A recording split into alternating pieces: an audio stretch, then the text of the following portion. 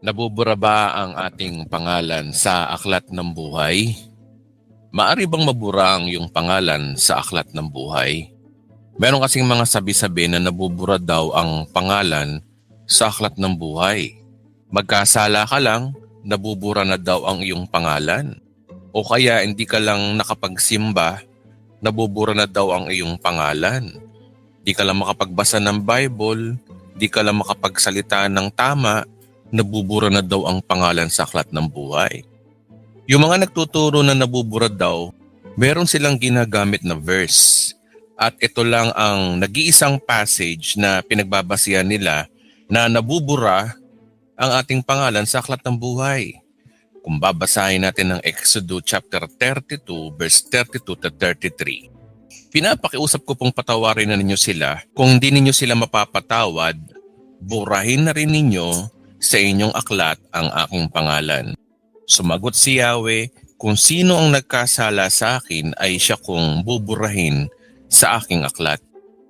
Ito ay ang Old Testament passage na ginagamit na ini-insert sa New Covenant na para sa mga Kristiyano daw. Ang verse na ito ay ginagamit para i-convey na merong chance na mabura ang pangalan mo sa aklat ng buhay. Yun nga lang, ang problema, wala pong binabanggit dyan na Book of Life. Wala naman eh. Inaassume nila na ang tinutukoy na book dito is the Book of Life. Pero for the record, wala naman pong minention na ito ay Book of Life. Naririnig po natin yan sa ibang mga pastor na malapit nang mabura ang pangalan niyan sa aklat ng buhay. O kaya, nako, backslider yan. Ngayon, paano niya ito nalaman? Binabasihan niya siguro sa buhay at kilos ng tao na nako, nabubuhay sa pagkakasala yan. Kaya nabubura na ang pangalan niyan sa aklat ng buhay. Kaya balikan natin ang tanong na nabubura ba talaga ang ating pangalan sa aklat ng buhay? Yun ang pinaka-core na tanong dun eh. Naniniwala ako na bago mo masagot yan ng tama, kailangan mong i-address itong mga tanong na ito. Una, kailan ba sinulat ng Diyos ang ating pangalan sa aklat ng buhay? Kasi mas legit at tama na malaman mong nasulat muna bago mo maisip na nabura. Kasi mamaya usap tayo ng usap na nabura daw pero hindi naman pala naisulat. So dapat ma-establish muna natin kung naisulat ba bago mo malaman kung nabura nga. Ngayon, ang pinaka-legitimate way para malaman kung kailan naisulat ang ating pangalan sa aklat ng buhay ay pag-aralan natin yung the doctrine of predestination. Ngayon ang tanong, ano bang verse sa Bible na nagsasabi about sa doctrine of predestination?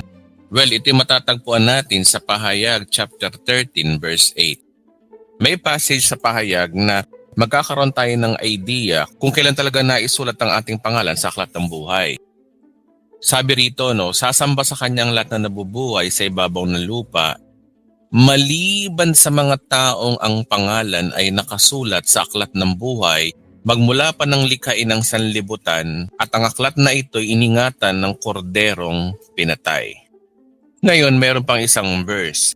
Sabi sa Pahayag chapter 17 verse 8, ang mga taong nabubuhay sa lupa na ang pangalan ay hindi nakasulat sa aklat ng buhay mula pa ng likhain ang sanlibutan ay magugulat kapag nakita nila ang halimaw sapagkat pinatay na siyang ngunit muling lilitaw.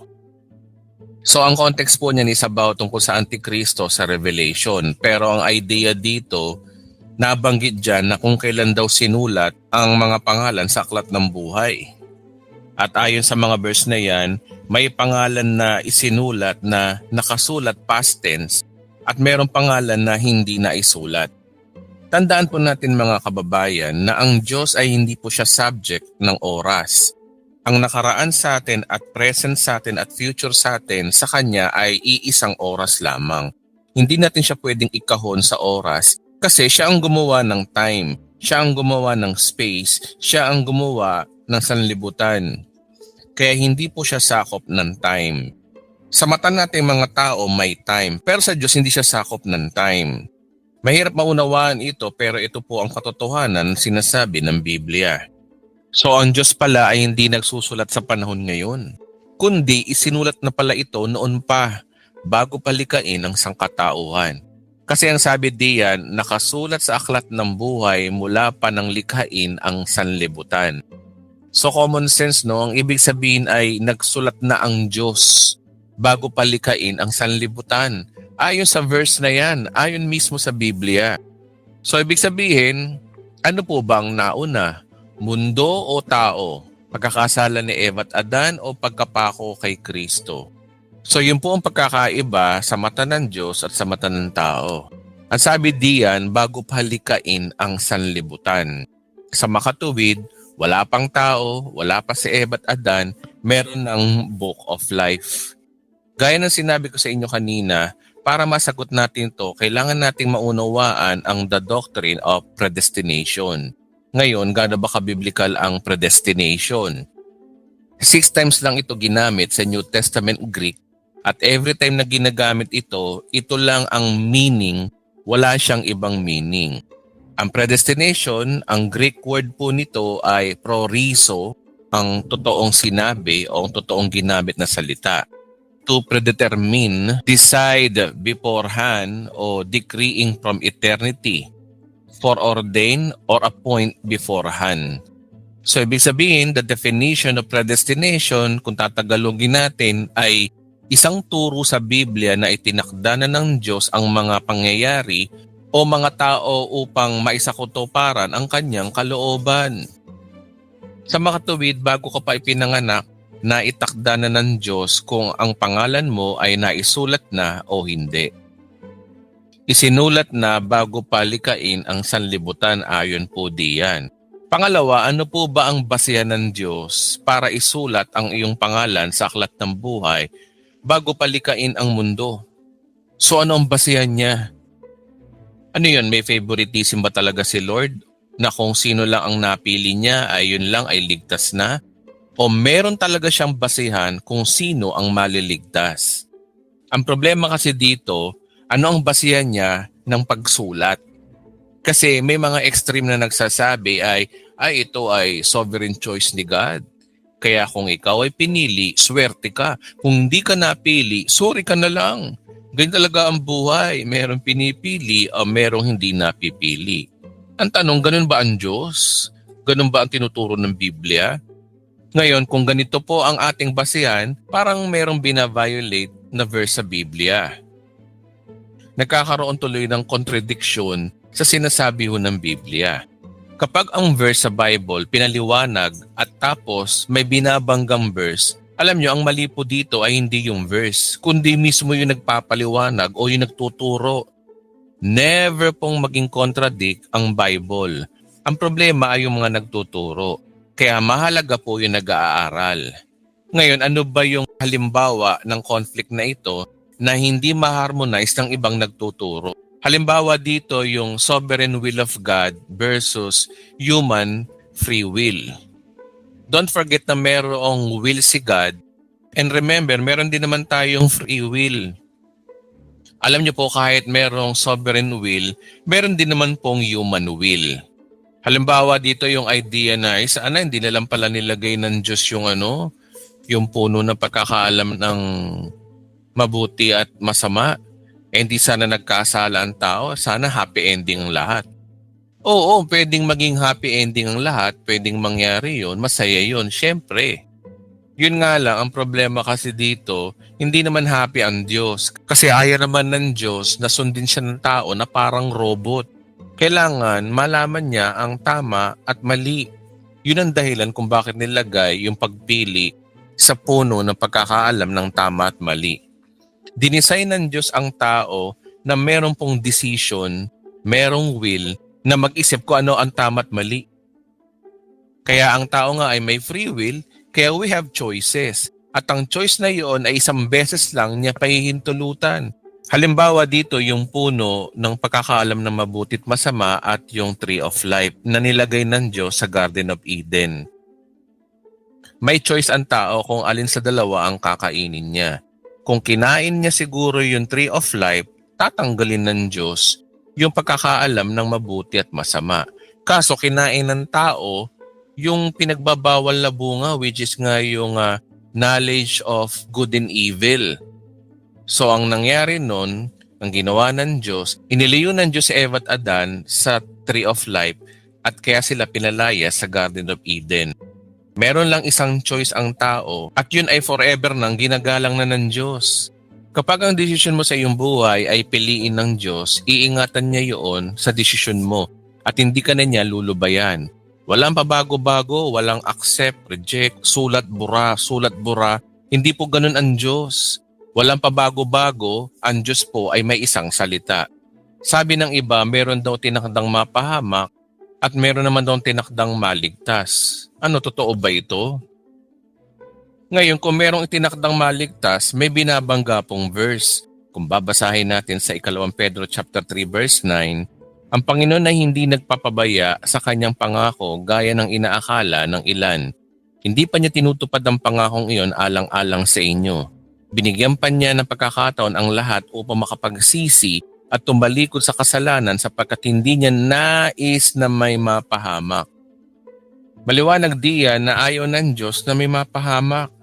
So yung mga naniniwala na iyon ay hindi tumutugma sa verse na ito. Dahil ang sabi nga dyan, ayaw ng Diyos na may mapapahamak.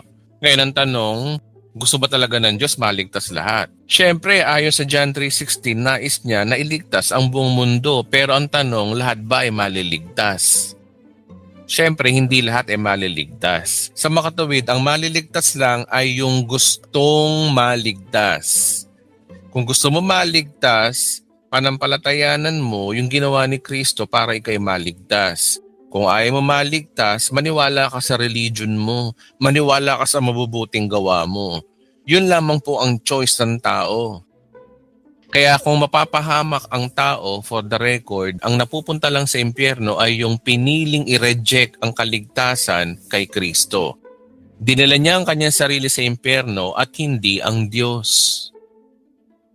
So meron dalawang theologian na pinag-aaway ng ibang karamihang mga pastor, ang Calvinism at Arminianism. Ang Calvinism ay naniniwala na merong sovereign will of God. Meron namang Arminianism na naniniwala na ang tao ay may free will. Ang katwiran nila, ano yun? Ayaw ng tao na maligtas pero kakalad ka rin pa rin ba sila ng Diyos sa langit para maligtas?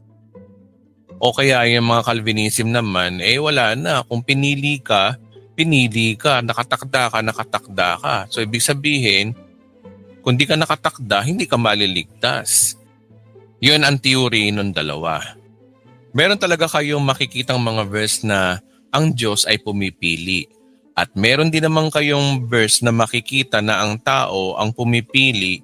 So ang tanong, ano ang tama? Si John Calvin o si Jacobus Arminius? Ano ang tama? God's sovereign will or human free will? Ngayon, ang sagot ay pareho silang tama. Para sa akin at ayon sa Biblia, pareho silang tama. Ang gagawin mo lang talaga dito is to harmonize the scripture.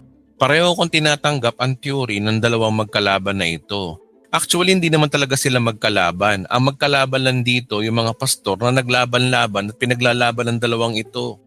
Pero kung titingnan mo sa Biblia, all we have to do is to harmonize them. Ngayon ang tanong, paano mo i-harmonize ang sinasabi ng mga Calvinism at sinasabi ng Arminianism? Isa lang bagay ang masasabi ko dito at ito ang statement. God chose whom God foreknew, they will choose Him.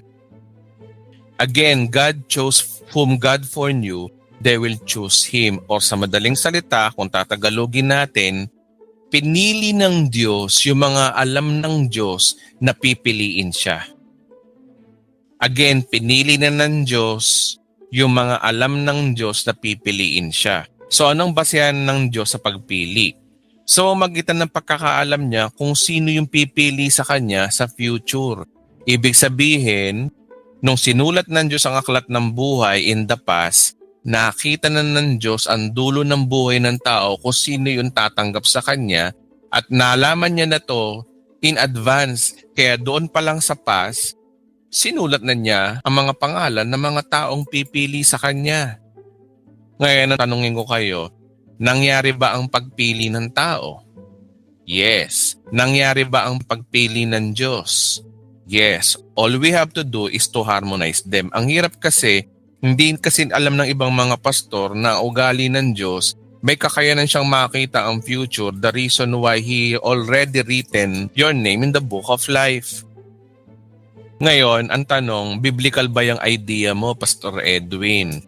Basa, 1 Peter chapter 1 verse 1 to 2, mula kay Pedro, isang apostol ni Jesucristo, kayo'y pinili ng Diyos Ama ayon sa kanyang kaalaman.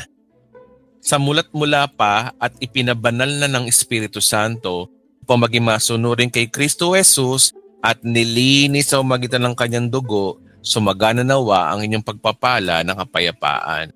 So kung if we read carefully, makakita nyo dito nabanggit yung Ama, nabanggit yung Anak, at yung banal na Espiritu. At higit sa lahat, nabanggit dito yung dugo ni Kristo o yung blood of Jesus. The reason na ito ipasok sa tinatawag na gospel. Yung foreknowledge na ginamit dyan sa 1 Peter chapter 1 verse 2 ay prognosis, means to know in advance. Alam na ng Diyos noon pa kung sino yung pipili sa Kanya. Kaya ikaw kapatid, kung ikaw ay nanampalataya kay Kristo, ikaw ay ligtas na. Nangyari na ang iyong pagpili. Pero pinili ka na rin ng Diyos noon pa dahil nakita na ng Diyos yung gagawin mong pagpili sa ngayon. In the past, nakita niya na ang future mo, kaya alam niya na ikaw ay ligtas na. Kaya sinulat niya. Ganun lang po yan mga kapatid. Makikita natin dito ang pagpili ng tao at pagpili ng Diyos, pagtanggi ng tao at pagtanggi ng Diyos. Kung pinili ka ng Diyos, hindi ka pa tao, nakita ka na ng Diyos. Kaya ang nag-iisip na ang Diyos ay nagbubura ng pangalan sa aklat ng buhay, ano yun, nawaw mali ang Diyos? Sinulat dito, pagdating dito, nabura, ay mali, nag-backslide pa, tumalikod pala si ganto.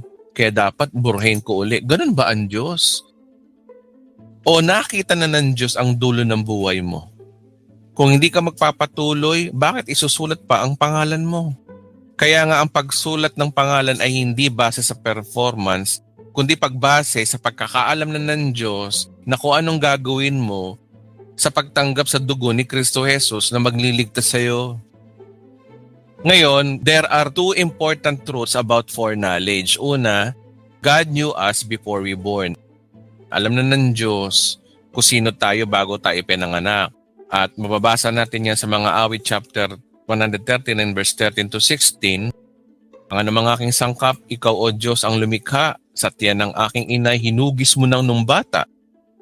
Ako'y iyong nakita na, hindi pa man isinilang, batid mo ang ilang taon ng haba ng aking buhay, pagkat ito'y nakatitik na sa aklat mo na talaan, matagal lang balangkas mong ikaw lamang ang may alam.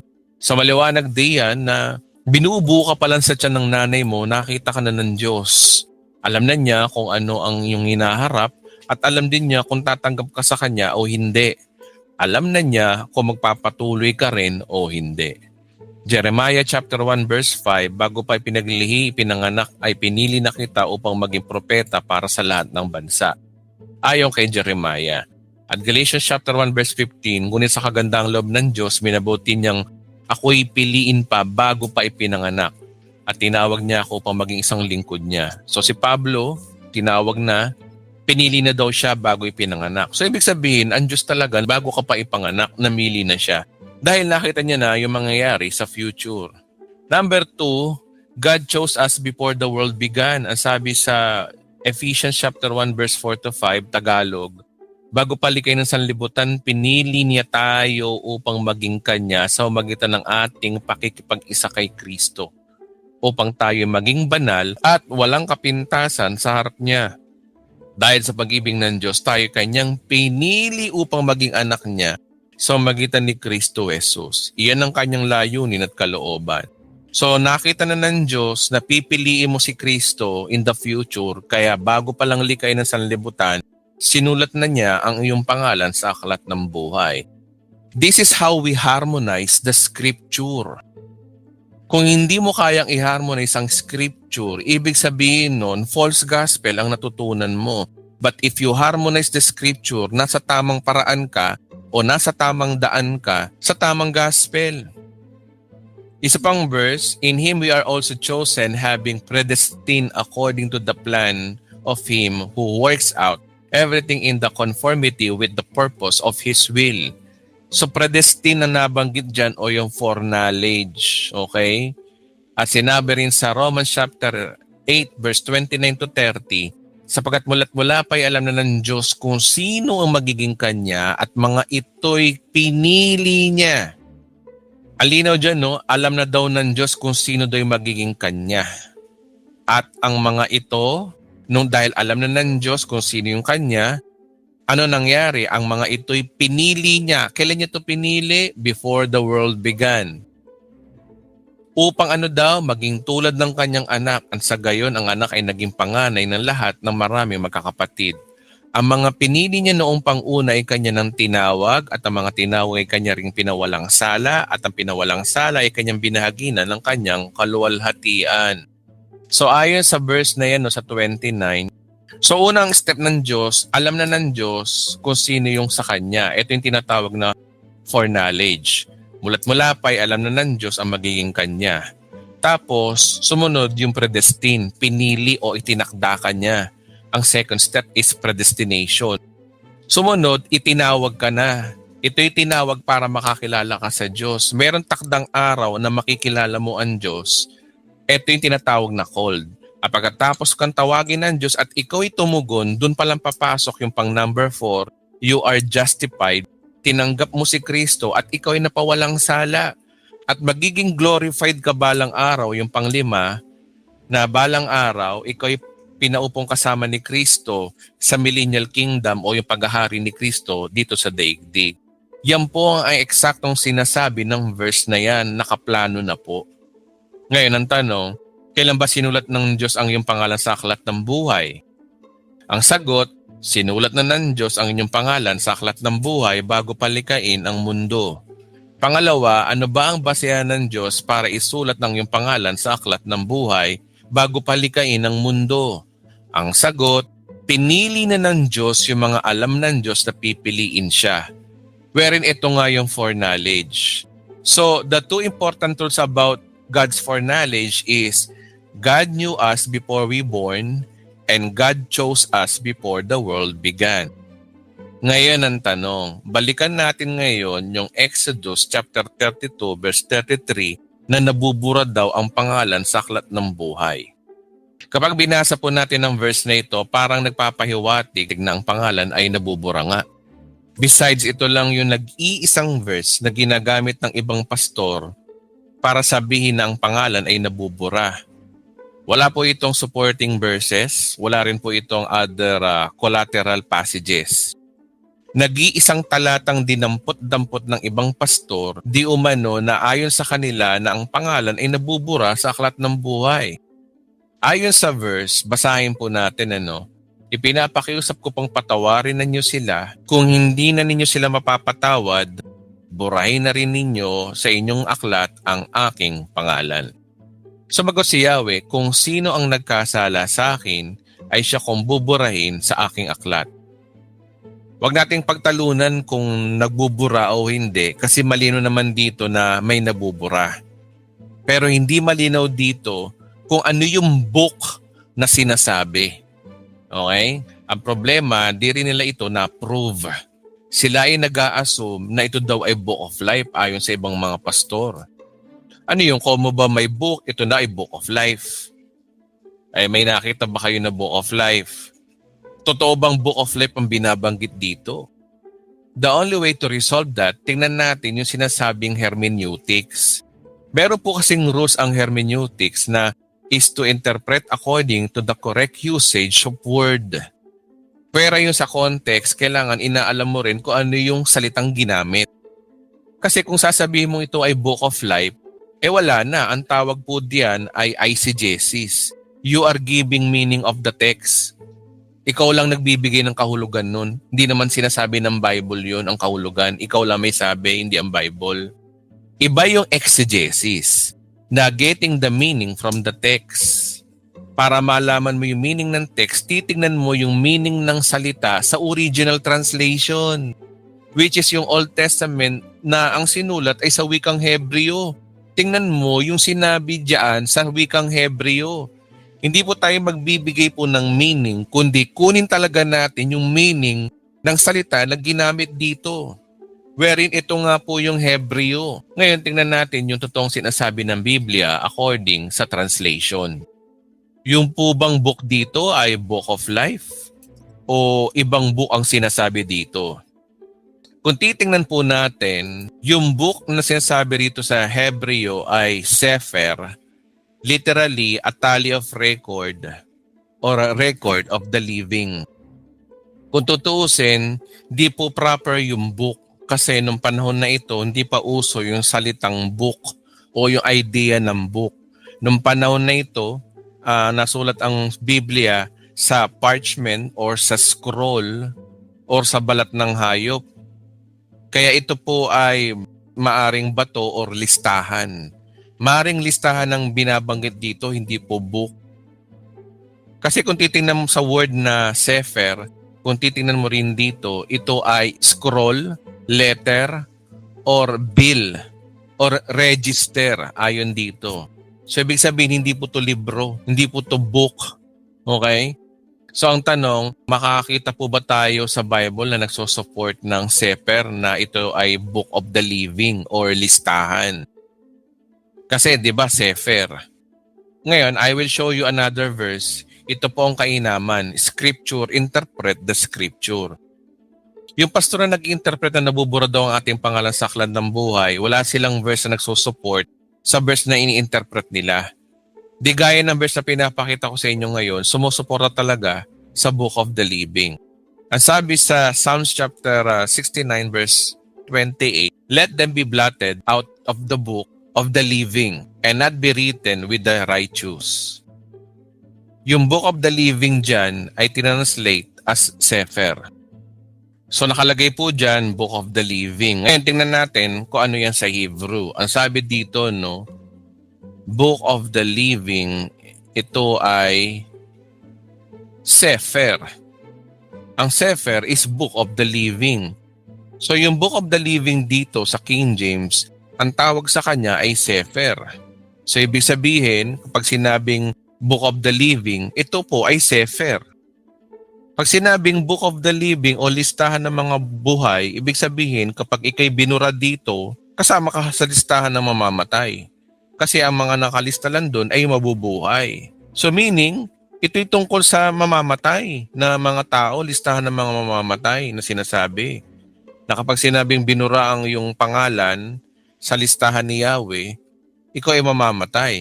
Kaya ang totoong interpretasyon niyan ay kung hindi mo sila patatawarin, patayin mo na rin ako. Remove my name in the book of the living. Ngayon, sumagot lang ang Diyos na ang nagkasala lang sa akin ang buburahin ko o kaya ay papatayin ko. Dahil book of the living ang book na ito, kaya makes sense ang pag-uusap ng Diyos at ni Moses ay ganito ang kanilang conversation. Sabi ni Moses, Panginoon, kung hindi mo sila patatawarin, ako na lang ang patayin mo. Sabi naman ng Diyos, hindi, yung nagkasala lang sa akin, ang papatayin ko. Pag sinabing papatayin ko, tatanggalin sila sa listahan ng mga buhay or census. Dahil ang book diyan ay Book of the Living, natural na kapag tinanggal ka sa listahan ng Book of the Living, papatayin ka ng Diyos. Physically ang usapan dito. So napakalaga na tingnan mo muna sa original translation. Pero yung ibang pastor ngayon, imbis na sa original translation tumitingin, naghahanap sila ng second or third hand translation. Titingin sa English, titingin sa NLT, titingin sa mga paraphrase book, imbis na tumingin mismo sa original translation. So here's now the point of view about sa Exodus chapter 32 verse 32 to 33. Ang book na sinasabi dito ay hindi Book of Life, kundi Book of the Living ayon sa original Hebrew. Ang sitwasyon sa verse na yan ay sa panahon lang ni Moses.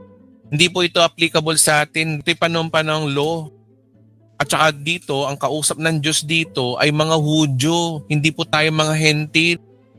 Kaya hindi po applicable sa atin kasi ito po ay under the law. Sila ay under the law. Tayo po ay under grace at hindi po tayo under the law. At kahit kailan, Hindi tayo under the law.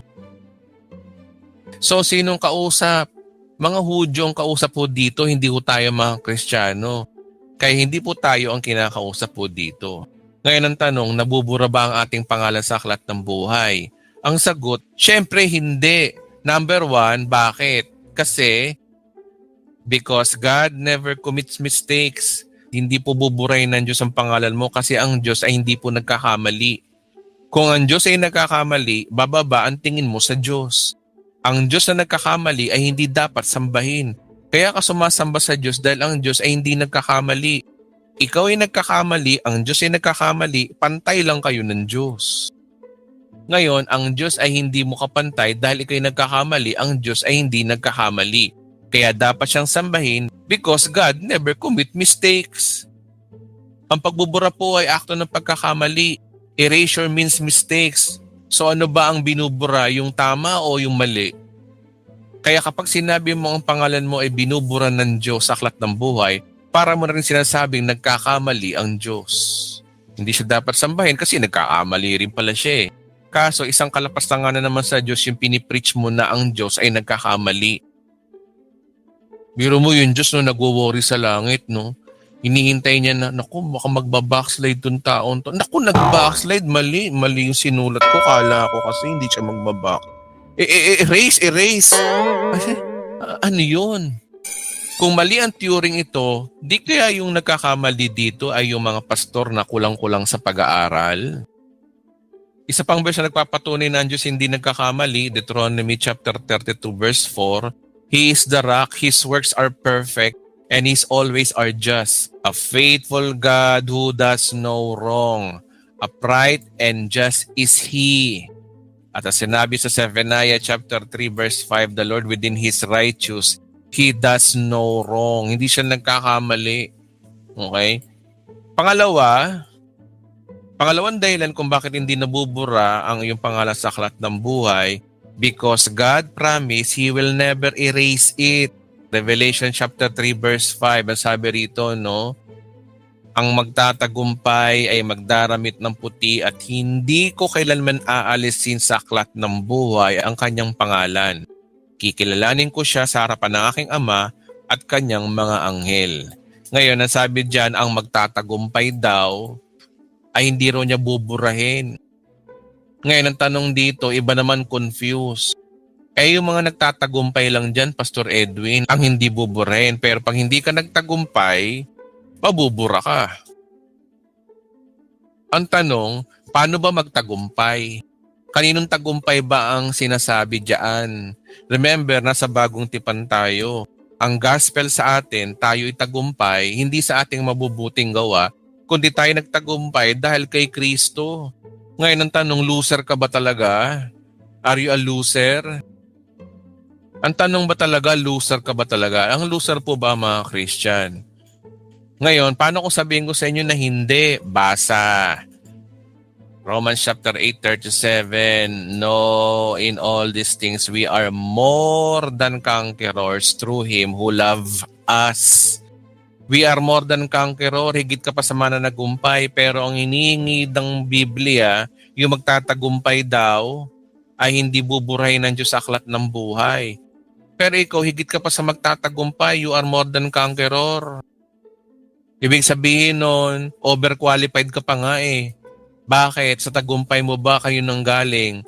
Galing ba sa iyo o galing kay Kristo? Kung numaangkas ka sa tinapos na gawa ni Kristo, ikaw ay magtatagumpay. Kaya nga sabi dyan, no, tayo nagtagumpay dahil kay Kristo. Alam niyo ba ang more than conqueror? Ang mga more than conqueror, ganito eh. Kung naalala nyo, yung mga panahon ng boxing ni Manny Pacquiao, maraming beses siyang nanalo at naging multimillionaryo siya. Ngayon ang tanong, nung nanalo sa laban si Pacquiao, sino nagtagumpay? Siyempre si Pacquiao. Okay? Nanalo siya.